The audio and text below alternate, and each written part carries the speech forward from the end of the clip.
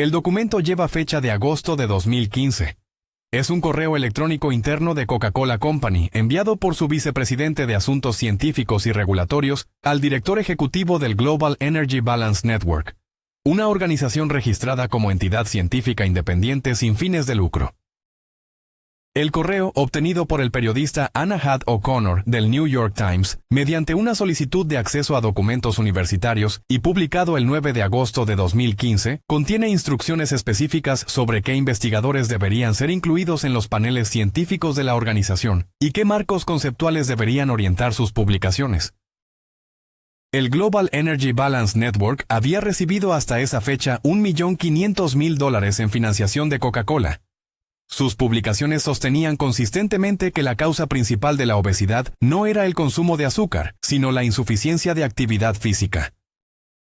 La existencia de ese vínculo financiero no había sido declarada en ninguna de esas publicaciones. Coca-Cola disolvió el Global Energy Balance Network 3 meses después de la publicación del artículo del New York Times. Este documento es uno de varios que permiten reconstruir una estrategia corporativa de influencia sobre la producción científica en el campo de la nutrición, que los investigadores que la han estudiado sitúan con inicio no posterior a 1965. Lo que sigue es la reconstrucción de esa estrategia y de los otros componentes del expediente. Coca-Cola Company fue fundada en 1886 en Atlanta, Georgia, por el farmacéutico John Stead Pemberton. La fórmula original contenía extracto de hoja de coca y nuez de cola, ambos estimulantes. El extracto de coca fue eliminado de la fórmula a principios del siglo XX, aunque la empresa continúa utilizando hojas de coca decocainizadas como ingrediente hasta la actualidad, según información divulgada por la propia compañía en respuesta a solicitudes de transparencia. La empresa fue adquirida por Asa Griggs Candler en 1888 y transformada en un negocio de escala nacional a través de una red de franquicias embotelladoras que permitía a la empresa matriz controlar la fórmula del concentrado, mientras externalizaba la producción y distribución. Este modelo de franquicia tiene relevancia directa para los litigios laborales posteriores. La empresa argumentaría en múltiples procedimientos judiciales que su responsabilidad sobre las condiciones de trabajo en las plantas embotelladoras estaba limitada por la independencia jurídica de los franquiciados.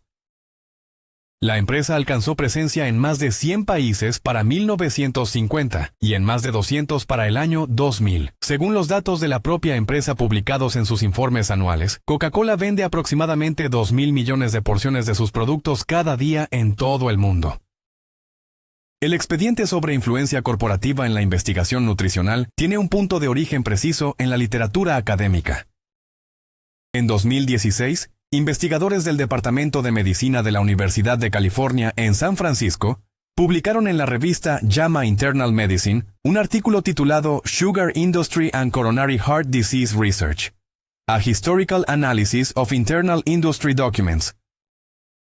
El artículo analizaba documentos internos de la industria azucarera estadounidense de los años 60 y establecía que la Sugar Research Foundation, entidad financiada por la industria, había pagado en 1965 a investigadores de la Universidad de Harvard para que publicaran una revisión de la literatura científica que minimizaba la relación entre el azúcar y las enfermedades cardiovasculares y redirigía la atención científica hacia las grasas saturadas. Uno de los autores de esa revisión, Frederick Stair, no declaró el conflicto de intereses en la publicación. El artículo fue publicado en el New England Journal of Medicine. Los autores del estudio de 2016 documentaron que esa revisión fue citada de forma reiterada en las décadas siguientes como fundamento para guías alimentarias que priorizaban la reducción de grasas sobre la reducción de azúcar. Coca-Cola no aparece nominalmente en ese expediente, pero figura entre las principales beneficiarias de una narrativa científica que desplazó la atención regulatoria del azúcar durante aproximadamente 50 años. Los documentos del Global Energy Balance Network, publicados en 2015, muestran que la estrategia de influencia sobre la ciencia nutricional continuaba activa 6 décadas después de los eventos documentados en el estudio de San Francisco.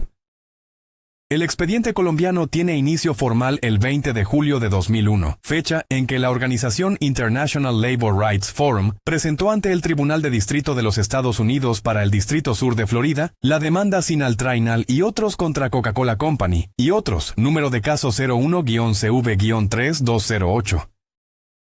La demanda fue presentada en nombre del sindicato colombiano Sinal-Trainal y de familiares de trabajadores asesinados, e invocaba el Alien Tort Statute, legislación federal estadounidense que permite a ciudadanos extranjeros demandar ante tribunales de Estados Unidos por violaciones del derecho internacional cometidas en otros países.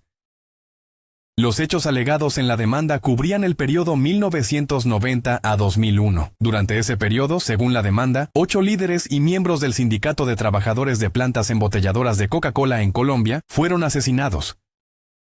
Los demandantes alegaban que personal de seguridad de las plantas embotelladoras había colaborado con miembros del grupo paramilitar Autodefensas Unidas de Colombia en la identificación y posterior eliminación de los dirigentes sindicales. Los hechos de base de la demanda no fueron contradichos en ningún momento procesal por los demandados. Los 8 sindicalistas estaban efectivamente muertos. La controversia jurídica se centró en la cadena de responsabilidad entre esas muertes y la empresa franquiciadora. Coca-Cola Company respondió a la demanda argumentando que las plantas embotelladoras en Colombia eran operadas por empresas franquiciatarias jurídicamente independientes, que la empresa matriz no tenía control directo sobre las operaciones de seguridad de esas plantas, y que no existía evidencia de que directivos o empleados de Coca-Cola Company hubieran coordinado, financiado o conocido los ataques contra los sindicalistas. La empresa presentó además una solicitud de desestimación argumentando que el Tribunal Federal estadounidense carecía de jurisdicción sobre hechos ocurridos en Colombia entre partes colombianas. El tribunal rechazó inicialmente la solicitud de desestimación y permitió que el proceso avanzara a la fase de descubrimiento de pruebas. En julio de 2009, el juez José Martínez dictó sentencia desestimando los cargos contra Coca-Cola Company por insuficiencia de evidencia que estableciera la responsabilidad directa de la empresa matriz en los hechos. La sentencia no absolvía a los embotelladores franquiciados, cuyo proceso continuó por separado. La desestimación fue recurrida. El Tribunal de Apelaciones del 11º Circuito confirmó la desestimación en 2012. La sentencia dejó sin resolver la cuestión de fondo sobre las condiciones en las que operaban los sindicatos en las plantas embotelladoras colombianas durante el periodo analizado. Los 8 sindicalistas permanecen muertos. El impacto de la demanda de Miami se manifestó principalmente en el ámbito universitario. Entre 2004 y 2010, al menos 23 universidades de Estados Unidos y el Reino Unido aprobaron resoluciones de sus organismos de gobierno estudiantil o de sus consejos académicos para suspender o no renovar contratos de exclusividad con Coca-Cola en respuesta a las alegaciones sobre Colombia y a la negativa de la empresa a someterse a una auditoría independiente de sus operaciones laborales en ese país. Entre las instituciones que tomaron esa decisión figuraban la Universidad de Michigan, la Universidad de Nueva York y varias universidades del sistema de la Universidad de California. Coca-Cola ofreció en 2005 someterse a una auditoría realizada por la firma Cal Safety Compliance Corporation. Las organizaciones laborales que habían promovido el boicot rechazaron esa propuesta argumentando que la firma seleccionada tenía vínculos comerciales con la industria y que los términos de la auditoría no contemplaban entrevistas independientes con trabajadores ni acceso sin restricciones a las instalaciones. La empresa no aceptó los términos alternativos propuestos. Varias universidades mantuvieron el boicot durante más de 5 años. El expediente sobre agua en México tiene como marco estructural la combinación de 2 fenómenos documentados de forma independiente: el agotamiento de acuíferos en zonas de alta actividad embotelladora y las tasas de consumo per cápita de bebidas azucaradas más altas del mundo, registradas en determinadas comunidades. El Instituto Nacional de Salud Pública de México publicó en 2012 un estudio sobre el consumo de bebidas en comunidades indígenas de Chiapas, que documentaba un consumo medio de Coca-Cola de más de 2 litros por persona por día en algunas localidades de los Altos de Chiapas. El mismo estudio correlacionaba esas cifras de consumo con tasas de diabetes tipo 2 entre 3 y 5 veces superiores a la media nacional. La diabetes tipo 2 es desde 2010 la primera causa de muerte en México. La Encuesta Nacional de Salud y Nutrición, publicada en 2018, estimó que el 35,7% de los adultos mexicanos padecía obesidad y el 38,4% tenía sobrepeso.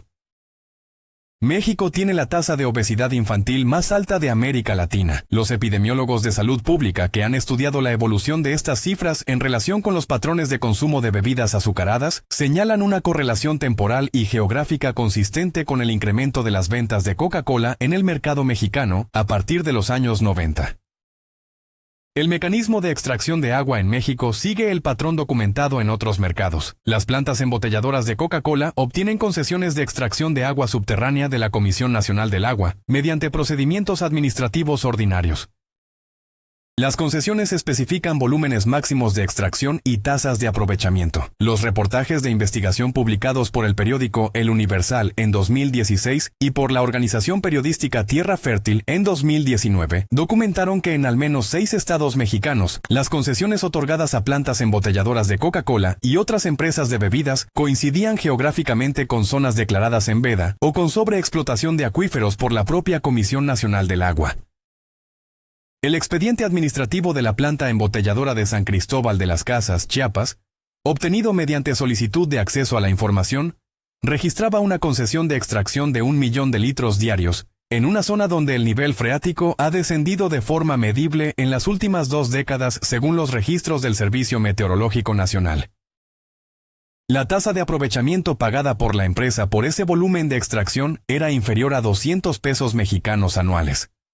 El expediente sobre lobbying contra regulación de bebidas azucaradas en México está documentado parcialmente a través de registros de reuniones con funcionarios públicos obtenidos mediante solicitudes de acceso a la información y de reportajes basados en fuentes gubernamentales.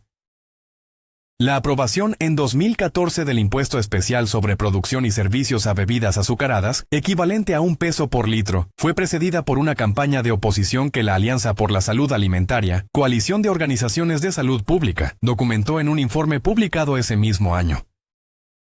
El informe describía la formación de organizaciones de pequeños comerciantes financiadas por la industria de bebidas para oposición al impuesto, la publicación de estudios de impacto económico por institutos vinculados a la industria y reuniones directas entre ejecutivos de empresas de bebidas y funcionarios de la Secretaría de Hacienda.